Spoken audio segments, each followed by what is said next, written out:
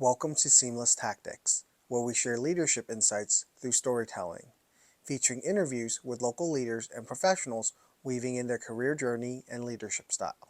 I'm Wen Tan. Today we'll be talking about leadership through self-confidence and trust with Marc Kurowski, President and CEO of K&W Engineers and owner of historic Kings Mansion. He is going to share what he has learned through his career as a business leader and entrepreneur. This episode was brought to you by Harrisburg Regional Chamber CREDC. Their mission is to be a catalyst for dynamic job creation that seeks to improve economic growth, mobility, and vitality while enhancing the quality of life in our region, Cumberland, Dauphin, and Perry counties.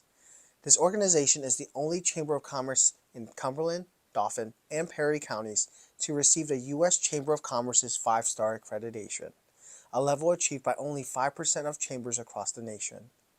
Becoming a member will help boost your organization's success in terms of your bottom line, marketing strategy, business development, and talent recruitment. Welcome to Seamless Tactics. I'm your host, Wen Tan. Today we're here with Marc Kurowski, CEO and President of K&W Engineering, as well as the owner of historic Kings Mansion. So how are you doing today? Awesome. Good to be here. Thanks for having me, Wen. Absolutely. So Marc, tell me a little bit about yourself. Like, we're in this amazing building right now. We're on the second floor with K&W, but Yep. can you just share a little bit more about how you kind of got started with K&W, and then how did you end up with King's Mansion and being owner of such a historic building? Sure. Yeah, I pinch myself plenty of days around that for sure. No, I started out as a civil engineer, graduated from Penn State. No point in mentioning dates. It's a long time ago. But I started the engineering business with a very good friend of mine, Tom Wilson. It'll be, I think we're 18 years old in this coming February. Wow. So we started just the two of us, worked out of each other's houses for a while. We're fortunate to build it into something, really fun, and we grew quite quickly. Fast forward now to almost 18 years later. Tom has succeeded out of the business a few years ago, so kept the name. Obviously, we're not going to change that. But it's me at the helm, and we're growing. We're up to, I think, 25 full-time employees as of today, and it's been a fun ride. Wow, congratulations. Thank you. Starting out of a garage all the way up to having on the second building of historic King's Mansion. Yes. Yeah, we were gutsy enough to take a shot at it and dumb enough not to know what we were getting into. I mean, that's small business for sure. Yeah. Right? But it was fun. And then the building, I mean, to segue to the building, I mean, so when Tom and I were kind of, he was succeeding out to move on to some other things, I wanted to move us into the city because we were out in Techport over by Harrisburg Mall for a while. And I've been in the city for 24 years now, and I really wanted us to physically have a place here in town. Okay. And looked, found this building. Really, the primary goal was for me to move the engineering business here, and we can talk about that part later, but the building turned into a lot more than that. And that's been just as much of an adventure for sure as the K&W piece. Wow, that's amazing. So how long have you been in historic King's Mansion then? Bought the building, this is terrible, I don't remember exactly. I think it's kind of a blur. I think it's been about 7 years that I purchased. Took about a year or so to renovate the space for the engineering office up here on the second floor. So K&W's been in here for about 6 years. 6 years, okay. Yep. And then that was just before pandemic. Then during pandemic, made the decision I had a tenant on the first floor, helped them relocate to find other space, and then converted that to the wedding and events business, which has been up and running full time for probably almost 3 years now. Wow. Yeah, so it's been fun. So you wear a lot of different hats then, basically, throughout the course of a week then. Yes, I love it. I love the energy of that for sure. It gets tiring some days because the building is going from kind of a side hustle very quickly to its own full-time gig, but I love it. I love both sides of those. Of my role with the building and with the engineering firm are great. Wow. So tell me, so as you were kind of starting out with your degrry and you kind of partnered off with Wilson, how did that all kind of come about? I'm sure that there was a lot of there must have been a huge learning curve just from, hey, I learned this in college. Well, now I'm out in the real world. Now it's like a second type of schooling that you're going to get, right? Oh, yeah, right. I mean, to me, college, and I'm a Penn Stater through and through. I bleed blue and white. I love my Penn State education. To me, you're being taught how to learn more, right? Yep. So Fortunately, my first job out of school, that's where I met Tom. Okay. We worked together at the same firm. We got to be very, very good friends. And then, we kind of took different paths with our careers and lost touch of each other for a little while, went to different firms. And then I happened to take a job here in the Harrisburg area. Tom lived close by. We reconnected, and I will always credit him for this. He was the guy, the driving force to say we should do our own thing. So we did. It took a little convincing for me. He was ready to go. I had cold feet. But then when we finally did jump, we were in it with both feet together, and he will have my forever thankful appreciation for having given that push to get us to go. And then you're right. I mean, along the way, like I was learning mostly engineering things professionally for the first 15 years of my career, I'd say. Yeah. And then started to get into some leadership roles at different firms. And then when Tom and I formed the business, it's just the two of us, right? So, you'll learn any small business owner would probably tell you, you'll learn it on the fly, right? Yeah. You know plenty and you know how to learn more, but I can't tell you how many times we sat there and stared at each other and said, what do we do? There's a situation we've never seen before. So that's, I like that part of it. I really enjoy that part of what do you call it? Business ownership or entrepreneurship. There's always a challenge. There's always a new thing to face, and it helps you keep growing and keep learning.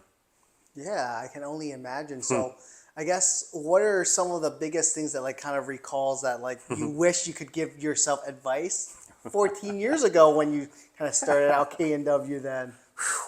It's funny. I mean, I feel it almost sounds weird. Any time that we've misstepped, I feel like we really were able to recover fairly well. So I don't know that I would change our trajectory any.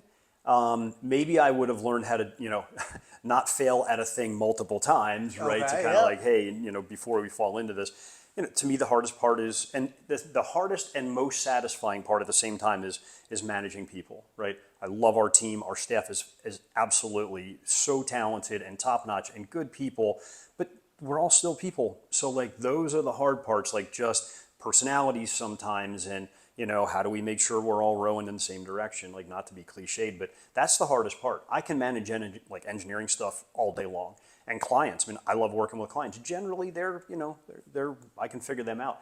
It's people. How do we make sure we're communicating and doing the right thing? So, probably long-winded way around your question, but I think it was just a lot of it had to be just experienced. Just go through it and learn it, and then know how to apply that the next time something similar comes up.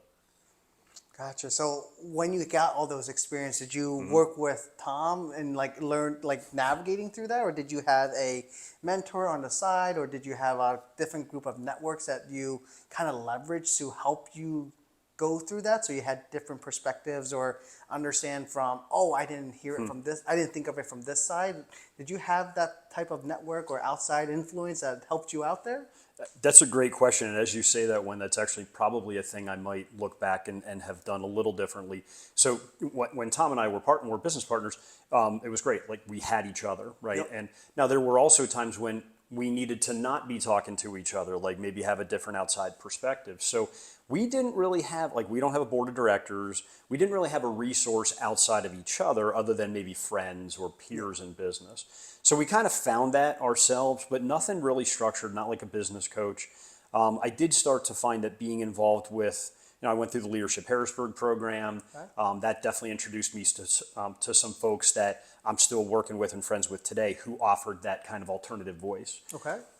Since Tom has kind of succeeded out and it's just me, it's tough. I mean, it can be very difficult. You hear that, who do I talk to? So I actually joined a CEO peer group. It's called the High Center at the Lancaster area, Seadale High. It's great. You're paired up with, it's like a Vistage, if you've heard of Vistage, similar concept. High group has been great. It's different folks from different walks of life, but all small business owners. Great place to bounce ideas and learn things that you don't know what you don't know sometimes.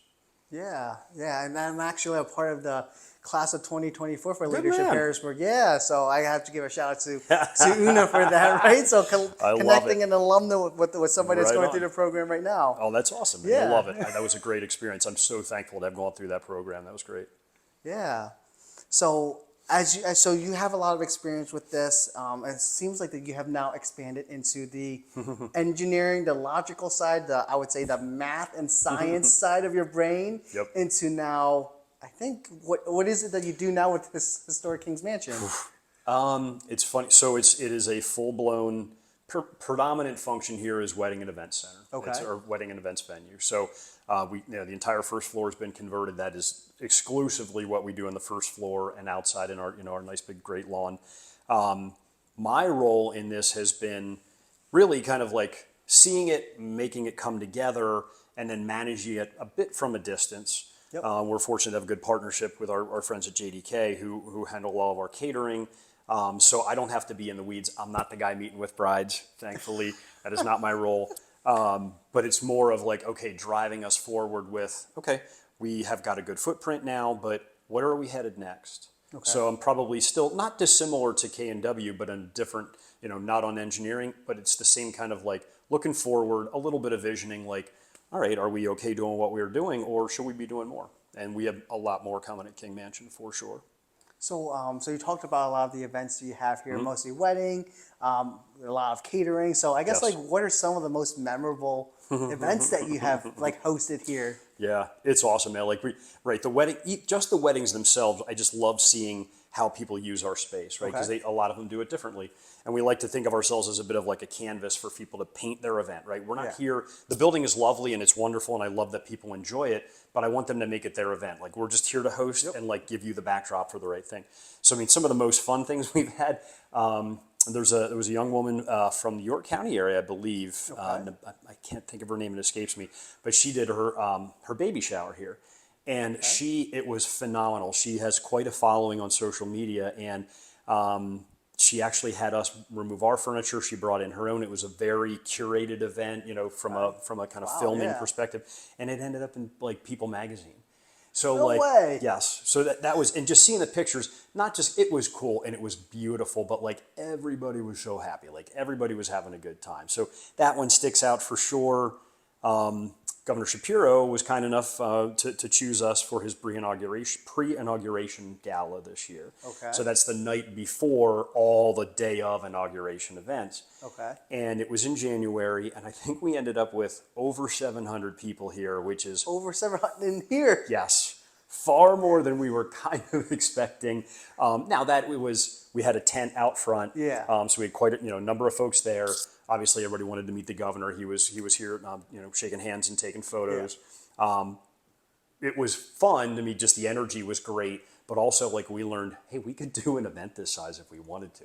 If we had like Yeah. a tent outside, and we, especially with our front lawn, we could accommodate that many folks. So there's been so many others already in only about 3 years of doing this, but those two certainly stick out. Yeah. I will say, nice little intersection between that and K&W is because K&W is located in the mansion. We Yep. do all of our holiday parties here. Those are Okay. bangers. They're so fun. Like our staff, like they do. bet. Like last year was a Great Gatsby theme, perfect for the mansion, and Oh, yeah. everybody dresses up, right?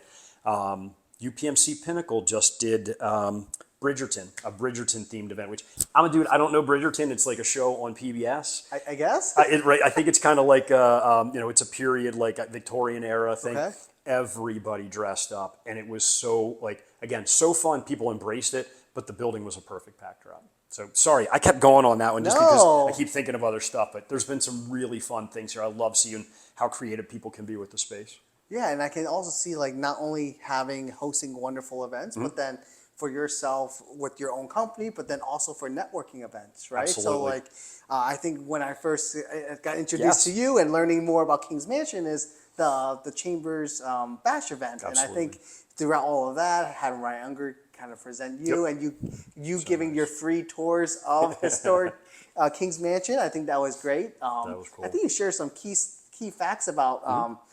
Historic King's Mansion, where like in the bottom, there used to be a bowling alley, right? And then there's also a swimming pool. Like that's Yes. something you would have never known. Like Absolutely. driving down Front Street, saying, "Oh, look, it's King's Mansion." Oh, there used to be I think you said there was a shooting range downstairs. Absolutely. The bowling alley got converted to a shooting range, and Yep. yeah, there's still an indoor pool, not in use right now, Yeah. but someday I'm going to figure out how to do it.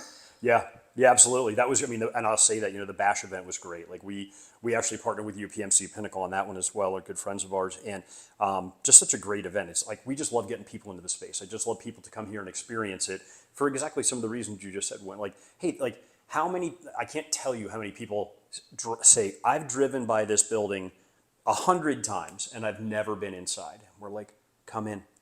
We're going to do all kinds of events. Like part of our charge here and mission is to get folks in the door. So whether it's nonprofit events, which we do, charitable events, which we support, on top of our weddings and our corporate stuff, get in here and enjoy this space. This is not, I mean, like I'm the steward of this building right now. I just want people to, during my tenure of owning it, get in here and see it and experience it. For sure. I would say in the past 10 years that I've lived in Central PA, and I've known that, I know I've driven by here. I was like, I wonder who lives here.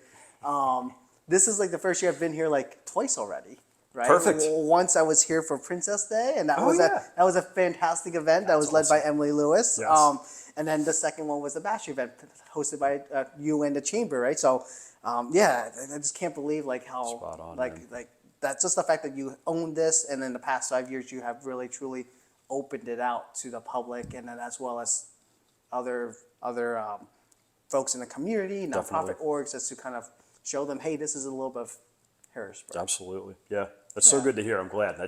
You're a great example. We're doing something right. That's right. Good. Customer satisfaction, right? Good. So like and impact in the community. So yes.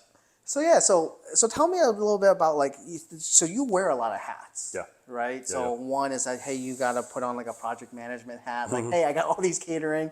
On the other side is that like you're a business owner managing a group of 40 to 45 folks. So how do you like deal with that in the course of a day, right? Because that's literally two different businesses, two different clientele, and then talking about like personalities is like, I'm sure engineers versus caterers all have different personalities. Different so like, how do you balance that in a day? Like, how do you like? Can you just share with us like what is a day of Marc?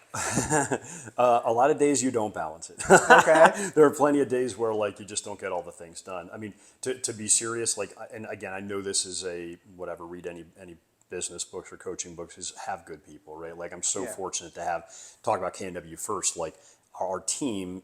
From our, even as a small-ish firm, we've got senior leadership, and then we're broken into teams. Everybody's doing their thing. Like everybody, we talk about accountability a lot. I can't be everywhere at once. Neither can our project managers. So like everybody, we talk about like, hey, you need to kind of be able to do your thing, and like ideas can come up from anywhere. There's like I'm not pushing things down all the time. I'm not the smartest guy in the room a lot of times when we're talking about a project. I don't need to be, because I've got like landscape architects or civil engineers or surveyors or geotechnical staff that can like they fill in all those pieces.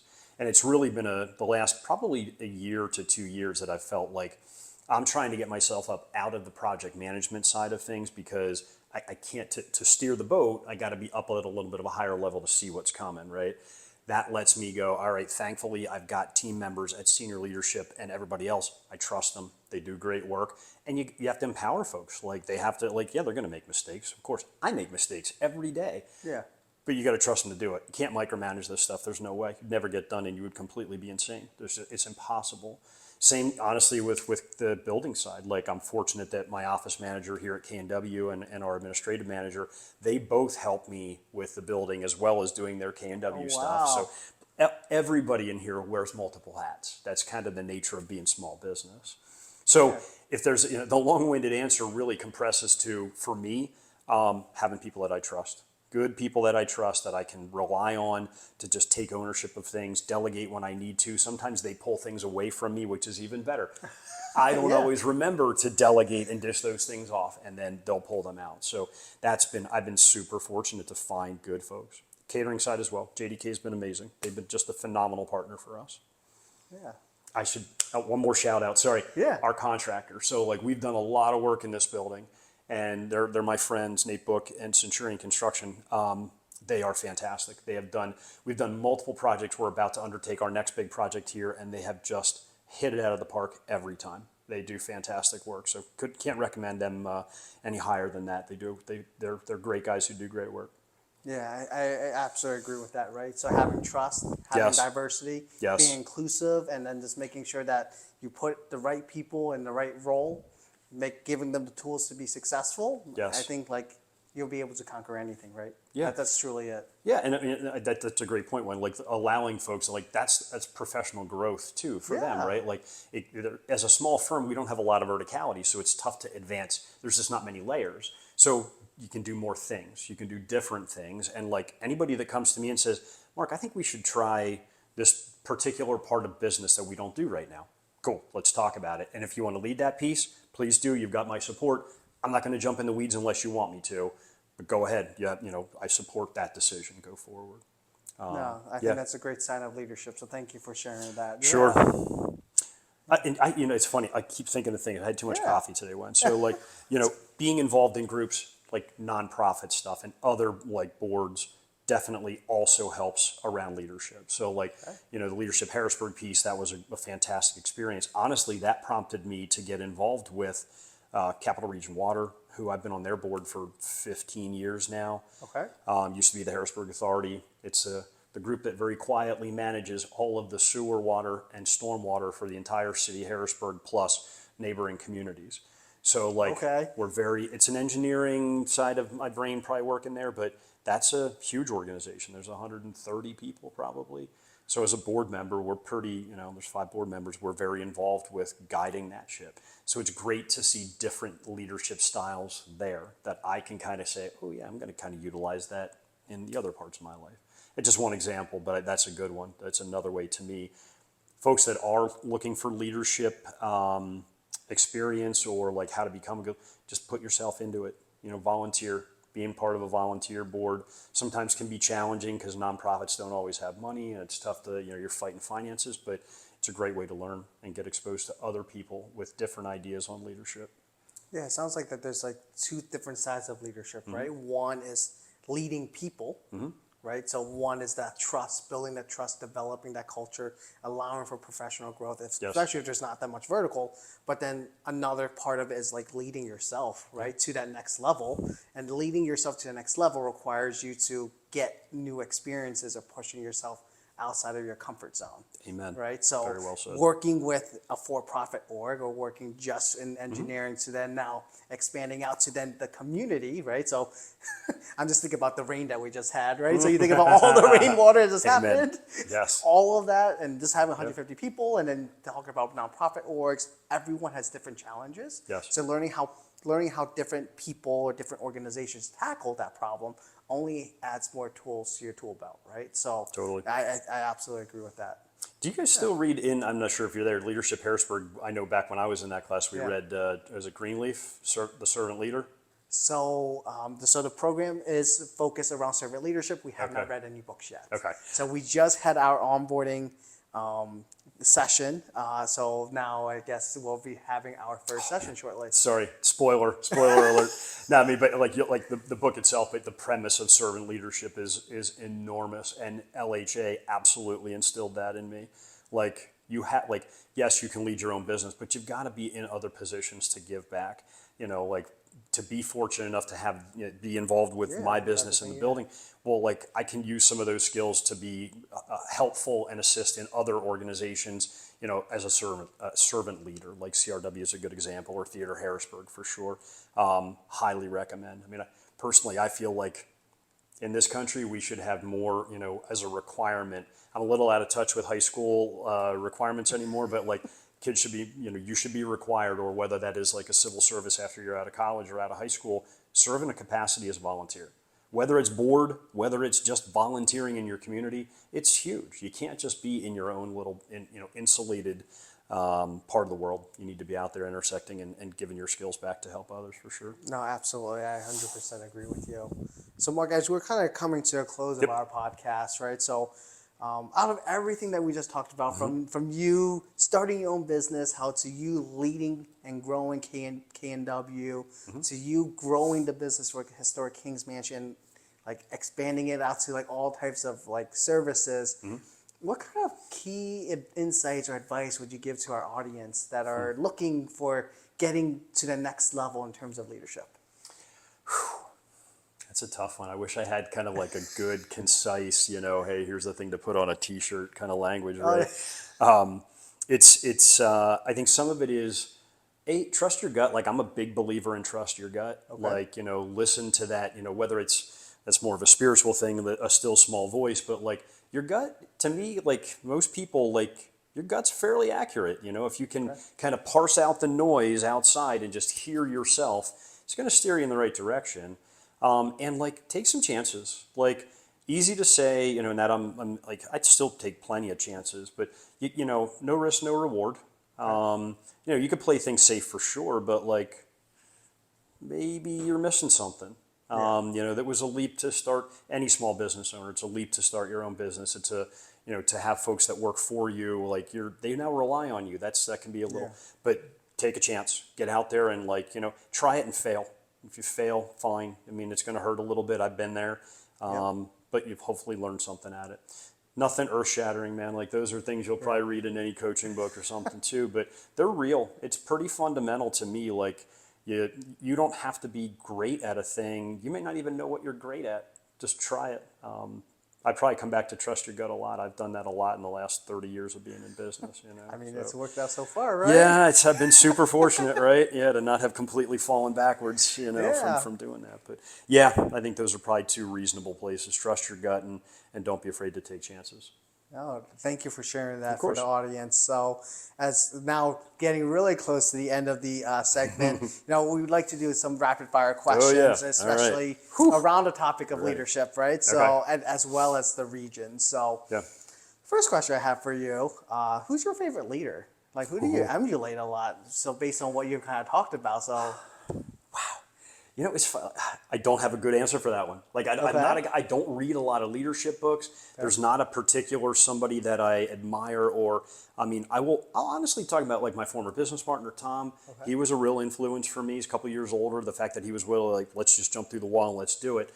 That was big. Actually, one of my cousins, who was a 10 years older than me, engineer, he really kind of got me thinking at a young age about like, what's next after high school and like engineering and college. So not like anybody in the world knows either of those two people, but for me, they were pretty key in my development and growth into leadership for sure.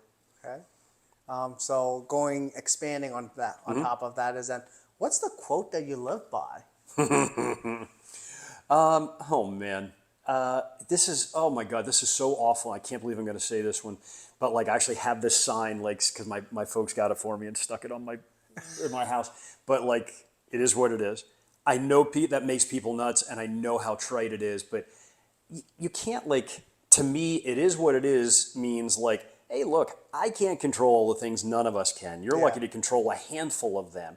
So it's more in whatever happens, okay, how do you deal with it? So like when a problem comes up, which they always do, and this is a thing we talk about as a team here at K&W, is like, hey man, things happen, mistakes, things we didn't know about that cause problems. The more important thing is, how do you respond?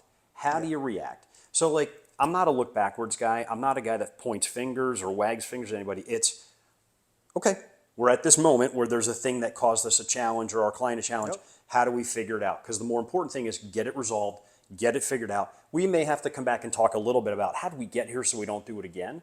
But it's much more about, like, again, that it is what it is to me is like, okay, like, I can rant and rave. What good's it going to do? It doesn't make any difference. And to me, that's not good leadership characteristics to, like, I'm not going to get angry with my staff and be like, oh, you screwed up. No, it's all right, cool. It's not a thing we would like to do again, but let's figure it out. So, yeah, trite as it is, man, but that is one that does kind of, there's some merit to it for me, for sure. Yeah, absolutely.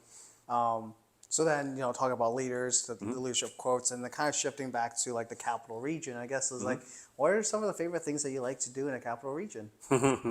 I love the outdoors, and I love hiking. They started during pandemic, but I love that the Appalachian Trail runs. I mean, it's right through, absolutely, like this unbelievable, amazing natural, natural resource that we have here. That's probably my favorite thing. That and the river. I have, like, embarrassingly, I have not been out this year with my kayak, but I love being on the river with a kayak or just running or walking along the river. Like, it's gorgeous here. I mean, I've lived in Central PA my whole life, but the outdoors for sure. I'd probably put subpart A, Appalachian Trail. That is just my favorite thing. I love being in the woods and being out. It's a great place to kind of recenter and refocus for me. Yeah, absolutely. Mother Nature. Amen. Yeah.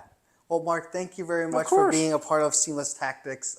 It was great for me to get to know you a little bit more, get to know more about K&W, the history, as well as understanding where like King's Mansion may potentially go from here, right? So yep. you have those two events. I'm kind of hoping to come to Oh, dude, many more in the future. we'll have you back here again, 100%. Awesome. Gwen, thank you, brother. Appreciate it, man. Thank That was you, man. great. Yep. Good Thank stuff. you. Thank you. Yep. That brings us to the end of this episode. Thanks to Marc Kurowski for joining us during that insightful and thoughtful discussion. There are different ways to grow as a leader. As you can hear from Mark, it is important to be confident in yourself in any situation and having trust in your team. If you enjoyed our show, please rate and review us on a streaming platform you're listening to us on. Until then, this is Wen Tan.